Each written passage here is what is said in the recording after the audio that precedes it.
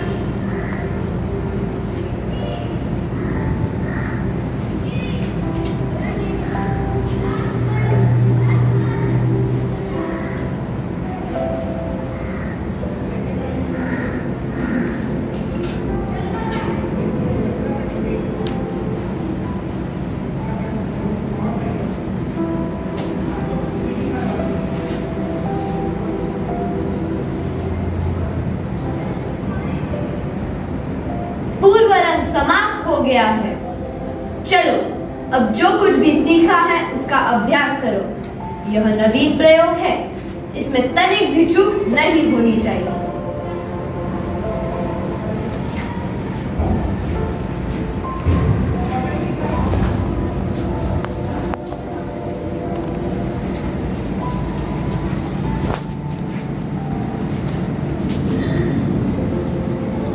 प्रणाम स्वीकार करें मुनिवर।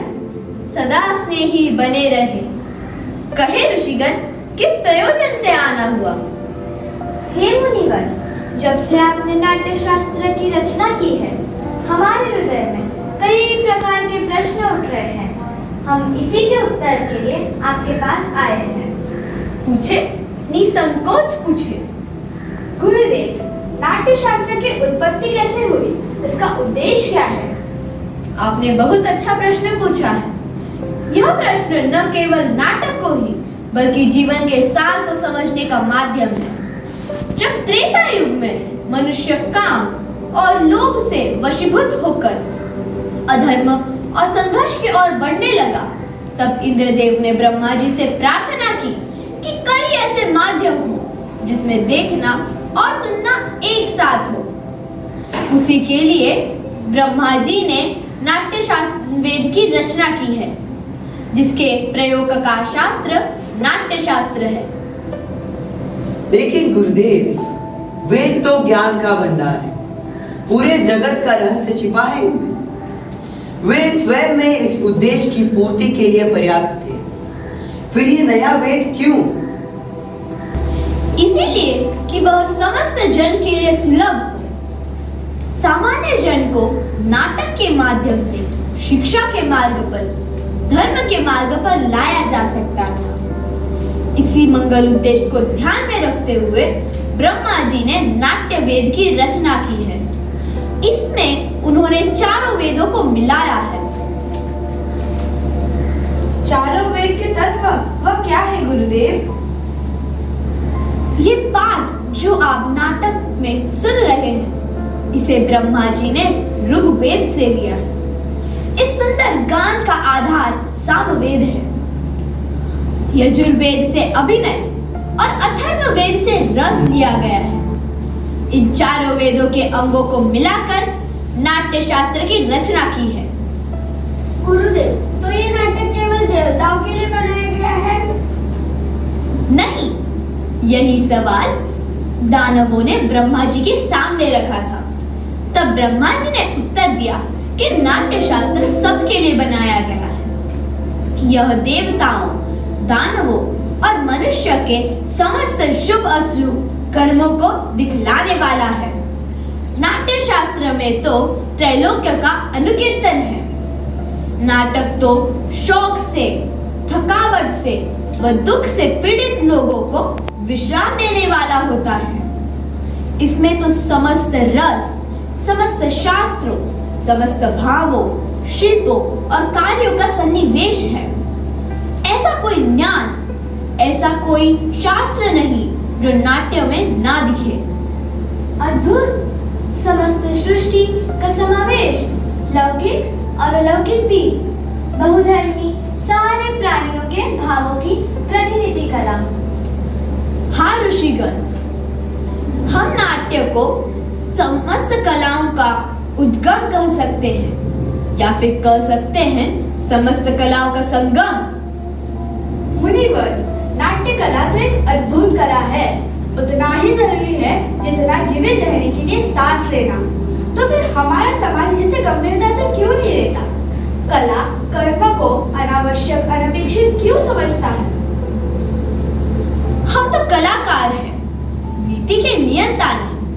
कला कर्म करना हमारा धर्म है। हमारे विषय में, हमारी कला के विषय में तो नीति नियंताओं को विचार करना होगा। प्रयोग के साधन और अवसर उपलब्ध करने होंगे। नाटक केवल एक कला नहीं है, यह तो समाज का दर्पण है।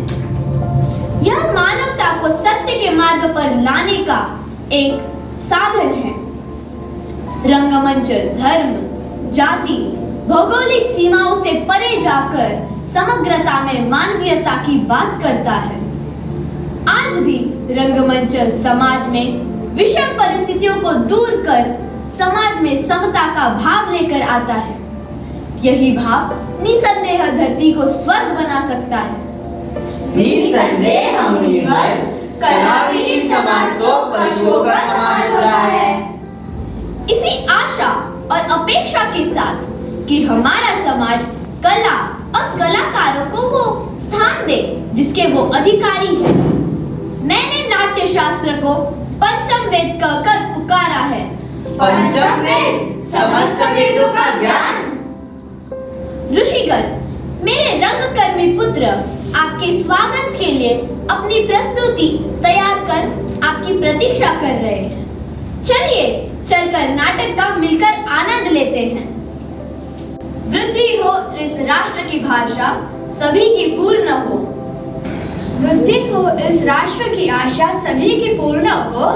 सृष्टि वह आनंद के जग में सदा संपूर्ण हो। धरती सदा फूली फले, ऊपर विमल आकाश हो। सज्जन रहे निर्भय सदा, व दुर्जनों का नाश हो।